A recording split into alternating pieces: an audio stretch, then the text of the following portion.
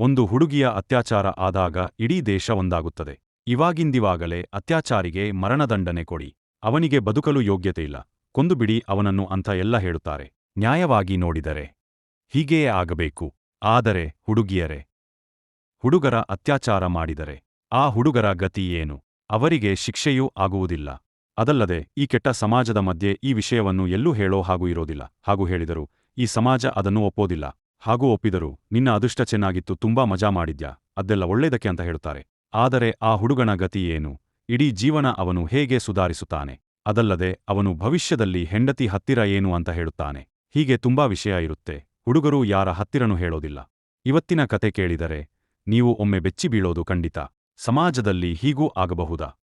ಸ್ನೇಹಿತರೆ, ಬನ್ನಿ ತಿಳಿದುಕೊಳ್ಳೋಣ ದೆಹಲಿಯ ಈ ಯುವಕನ ಜೊತೆ ಏನಾಯಿತು ಎಂದು. ಹಾಗೆ ವಿಡಿಯೋನ ಲೈಕ್ ಮಾಡಿ, ನಿಮ್ ಫ್ರೆಂಡ್ಸ್ ಜೊತೆ ಶೇರ್ ಮಾಡಿ, ಮತ್ತೆ ಚಾನೆಲ್ನ ಸಬ್ಸ್ಕ್ರೈಬ್ ಮಾಡಿ. ಇದರಿಂದ ಇನ್ನೊಂದು ವಿಡಿಯೋ ಮಾಡಲು ಸಹಾಯ ಆಗುತ್ತೆ. ನಿಮ್ಮ ಸಹಕಾರ ತುಂಬಾ ಮುಖ್ಯ. ದಯವಿಟ್ಟು ಸಬ್ಸ್ಕ್ರೈಬ್ ಮಾಡಿ.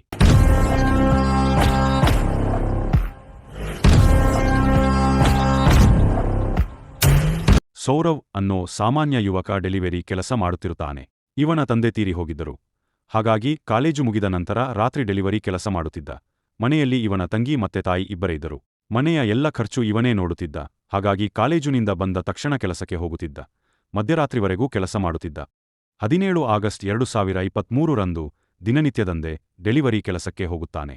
ಅವನು ಯಾವಾಗಲೂ ನಿಂತಿರುತ್ತಿದ್ದ ಜಾಗಕ್ಕೆ ಹೋಗಿ ಅಲ್ಲಿ ಹೋದ ಮೇಲೆ ಬೇರೆ ಡೆಲಿವರಿ ಯುವಕರು ಸಿಗುತ್ತಾರೆ. ಅವರು ಹೇಳುತ್ತಾರೆ, ಇವತ್ತು ಆರ್ಡರ್ ತುಂಬಾ ಕಡಿಮೆ ಇದೆ. ಅದನ್ನು ಕೇಳಿ ಸೌರವ್ ತುಂಬಾ ಚಿಂತೆಗೆ ಒಳಗಾಗುತ್ತಾನೆ. ಯಾಕಂದ್ರೆ ಅವನಿಗೆ ಎಲ್ಲ ಖರ್ಚು ಅದರಿಂದಲೇ ಆಗಬೇಕಿತ್ತು. ಹಾಗಾಗಿ ಡೆಲಿವರಿ ಮಾಡೋದು ಅನಿವಾರ್ಯವಾಗಿತ್ತು. ಅವನು ತುಂಬಾ ಕಾಯುತ್ತಾನೆ. ಒಂದೊಂದು ಆರ್ಡರ್ ಬರುತ್ತೆ. ಅದನ್ನು ಮುಗಿಸುತ್ತಾನೆ. ಅವಾಗಲೇ ರಾತ್ರಿ 12 ಆಗಿತ್ತು. ಅದು ಅವನು ಮನೆಗೆ ಹೋಗೋ ಸಮಯ. ಆದರೆ ಇವತ್ತು ತುಂಬಾ ಕಡಿಮೆ ಅರ್ನಿಂಗ್ಸ್ ಆಗಿತ್ತು. ಹಾಗಾಗಿ ತುಂಬಾ ಬೇಸರದಲ್ಲಿ ಇದ್ದ. ಅವಾಗಲೇ ಒಂದು ಆರ್ಡರ್ ಬರುತ್ತದೆ. ಅದು ಇಶಾ ಅನ್ನೋ ಒಂದು ಹುಡುಗಿಯ ಆರ್ಡರ್ ಆಗಿತ್ತು. ಅವನು ಹಿಂದೆ ಮುಂದೆ ಯೋಚನೆ ಮಾಡದೆ ಆರ್ಡರ್ ಪಿಕ್ ಮಾಡಲು ರೆಸ್ಟೋರೆಂಟ್ಗೆ ಹೋಗುತ್ತಾನೆ. ಆರ್ಡರ್ ಪಿಕ್ ಮಾಡಿದ ನಂತರ ಒಂದು ಬಾರಿ ಯೋಚನೆ ಮಾಡುತ್ತಾನೆ. ಬರೀ ಒಂದು ಬರ್ಗರ್ಗೋಸ್ಕರ ರಾತ್ರಿ 12 ಗಂಟೆಗೆ ಇಷ್ಟು ದೂರದಿಂದ ಯಾರು ಆರ್ಡರ್ ಮಾಡುತ್ತಾರೆ? ಆದರೂ ಅವನು ಅದನ್ನು ಬ್ಯಾಗ್ನಲ್ಲಿ ಹಾಕಿ ಅವರಿದ್ದ ಜಾಗಕ್ಕೆ ಹೊರಡುತ್ತಾನೆ. ತುಂಬಾ ದೂರ ಇತ್ತು. ಹಾಗಾಗಿ ಬೇಗ ಬೇಗ ಹೋಗುತ್ತಾನೆ. ಸ್ನೇಹಿತರೆ, ನೀವು ನೋಡಿರಬಹುದು, ಡೆಲಿವರಿ ಬಾಯ್ ಮನೆ ಹತ್ತಿರ ಬಂದಾಗ ಮೊಬೈಲ್ನಲ್ಲಿ ಗೊತ್ತಾಗುತ್ತೆ. ಹಾಗೆ ಅವನು ಅಲ್ಲಿ ತಲುಪಿದ ತಕ್ಷಣ ಅವಳಿಗೆ ಗೊತ್ತಾಗುತ್ತದೆ.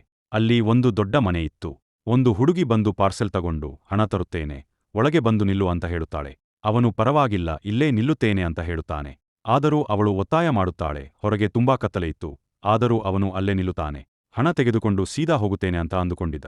ಅವನು ಒಳಗೆ ನೋಡಿದಾಗ ಅಲ್ಲಿ ಪಾರ್ಟಿ ನಡೀತಾ ಇತ್ತು. ಜೋರಾಗಿ ಹಾಡು ಕೇಳಿಸುತ್ತಿತ್ತು. ಆದರೆ ಒಬ್ಬನೇ ಒಬ್ಬ ಹುಡುಗ ಅಲ್ಲಿ ಇರಲಿಲ್ಲ. ಆದರೆ ಅವನ ತಲೆಯಲ್ಲಿ ಕಾಲೇಜು, ಓದು, ಮನೆ ಜವಾಬ್ದಾರಿ ಇದೇ ಹರಿದಾಡುತ್ತಾ ಇತ್ತು. ಸ್ವಲ್ಪ ಹೊತ್ತದ ಬಳಿಕ ಆ ಹುಡುಗಿ ಹೊರಗೆ ಬರುತ್ತಾಳೆ. ಆದರೆ ಆ ಹುಡುಗಿಯ ವರ್ತನೆ ಬೇರೇನೇ ಇತ್ತು. ಕಂಠ ಪೂರ್ತಿ ಕುಡಿದಿದ್ದಳು. ಹಾಗೆ ಅವನನ್ನು ದುರುಗುಟ್ಟುತ್ತಾ ಹೇಳುತ್ತಾಳೆ, ಹಣ ಕೊಡುತ್ತೇನೆ, ಹಾಗೆ ಎಕ್ಸ್ಟ್ರಾ ಹಣ ಬೇಕಾದರೂ ಕೊಡುತ್ತೇನೆ. ಆದರೆ ನೀನು ನಮ್ಮ ಜೊತೆ ಪಾರ್ಟಿ ಮಾಡಬೇಕು. ಅವನು ಬೇರೆ ಯುವಕರ ಹಾಗೆ ಆಗಿದ್ದರೆ ಅವನು ಒಪ್ಪಿಕೊಳ್ಳುತ್ತಿದ್ದ. ಹುಡುಗಿಯರಿದ್ದಾರೆ ಪಾರ್ಟಿ ಮಾಡುವ ಅಂತ. ಆದರೆ ಅವನು ಹೇಳುತ್ತಾನೆ, ನನಗೆ ಬೆಳಿಗ್ಗೆ ಕಾಲೇಜು ಉಂಟು, ನನ್ನ ಹಣ ಕೊಡಿ, ನಾನು ಹೋಗುತ್ತೇನೆ. ಇನ್ನೊಮ್ಮೆ ಅವಳು ಪ್ರೀತಿಯಿಂದ ಕೇಳುತ್ತಾಳೆ. ಆದರೂ ಅವನು ಒಪ್ಪೋದಿಲ್ಲ.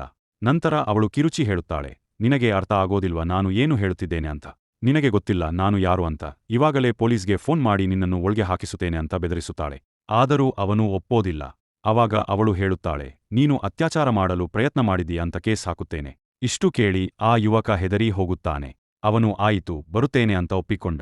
ಅವಳು ಅವನನ್ನು ಒಳಗೆ ಕರೆದುಕೊಂಡು ಹೋಗಿ ಕುಡಿಯಲು ಹೇಳುತ್ತಾಳೆ. ಆದರೆ ಅವನು ಕುಡಿಯಲ್ಲ ಅಂತ ಹೇಳುತ್ತಾನೆ. ಇನ್ನೊಂದು ಹುಡುಗಿ ಬಂದು ಹೇಳುತ್ತಾಳೆ, ಕುಡಿ ಅಂತ. ಆವಾಗಲೂ ಒಪ್ಪೋದಿಲ್ಲ. ಅವರೆಲ್ಲರೂ ಅವನನ್ನು ಬೆದರಿಸಿ ಗ್ಲಾಸ್ ಅವನ ಬಾಯಿಗೆ ಹಿಡಿದು ಕುಡಿಸುತ್ತಾರೆ. ಅವನನ್ನು ಒಳಗೆ ಬೆಡ್ರೂಮ್ಗೆ ಹೋಗು, ನಾವು ಬರುತ್ತೇವೆ, ಆಮೇಲೆ ನಾವು ಅದೆಲ್ಲ ಮಾಡುವ ಅಂತ ಹೇಳುತ್ತಾರೆ. ಅವನು ಮನಸ್ಸಲ್ಲೇ ಅಂದುಕೊಳ್ಳುತ್ತಾನೆ, ನಾನೇನಾದರೂ ಇಲ್ಲಿಂದ ಓಡಿ ಹೋದರೆ ನನ್ನ ನಂಬರ್ ಡೆಲಿವರಿ ಆಪ್ನಲ್ಲಿದೆ. ಇವರು ಏನಾದರೂ ಕಂಪ್ಲೇಂಟ್ ಕೊಟ್ರೆ ನನ್ನ ಜೀವನವೇ ಹಾಳಾಗುತ್ತೆ ಅಂತ ಯೋಚಿಸಿ ಅವನು ರೂಮ್ ಒಳಗೆ ಹೋಗುತ್ತಾನೆ.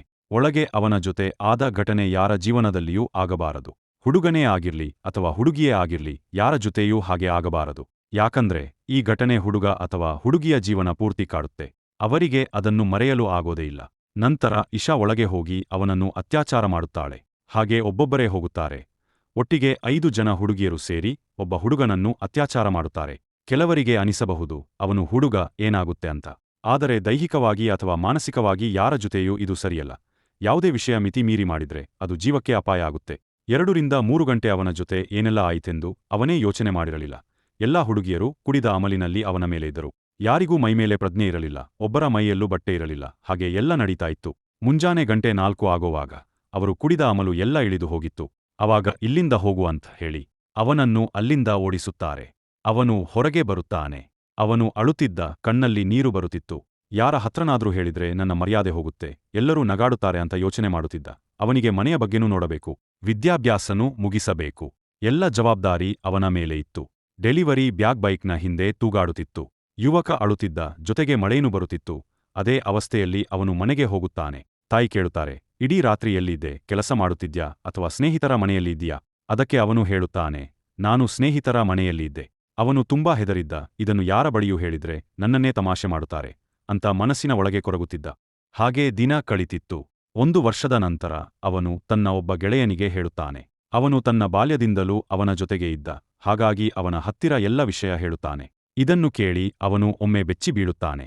ಇದನ್ನು ಎಲ್ಲರಿಗೂ ತಿಳಿಸಬೇಕು ಅಂತ ಅವನು ಇದನ್ನೆಲ್ಲ ಆರ್ಟಿಕಲ್ ಮಾಡಿ ವೆಬ್ಸೈಟ್ನಲ್ಲಿ ಹಾಕುತ್ತಾನೆ. ಆರ್ಟಿಕಲ್ನಲ್ಲಿ ಅವನ ಹೆಸರು, ಮನೆಯ ಹೆಸರು, 5 ಜನ ಹುಡುಗಿಯರ ಹೆಸರು ಬರೋದು ಅವನಿಗೆ ಇಷ್ಟ ಇರಲಿಲ್ಲ. ಹಾಗಾಗಿ ಇಲ್ಲಿ ಬೇರೆನೇ ಹೆಸರನ್ನು ಉಪಯೋಗಿಸಲಾಗಿದೆ. ಸ್ನೇಹಿತರೆ, ಈ ಯುವಕನ ಅತ್ಯಾಚಾರಕ್ಕೆ ನ್ಯಾಯ ಸಿಗಬೇಕಲ್ವಾ? ನಿಮ್ಮ ಅಭಿಪ್ರಾಯ ಏನು? ಹಾಗೆ ಆ ಯುವಕನ ಜಾಗದಲ್ಲಿ ನೀವು ಇರುತ್ತಿದ್ದರೆ ಏನು ಮಾಡುತ್ತಿದ್ದೀರಿ ಅಂತ ಕಾಮೆಂಟ್ ಮಾಡಿ ತಿಳಿಸಿ. ಧನ್ಯವಾದ.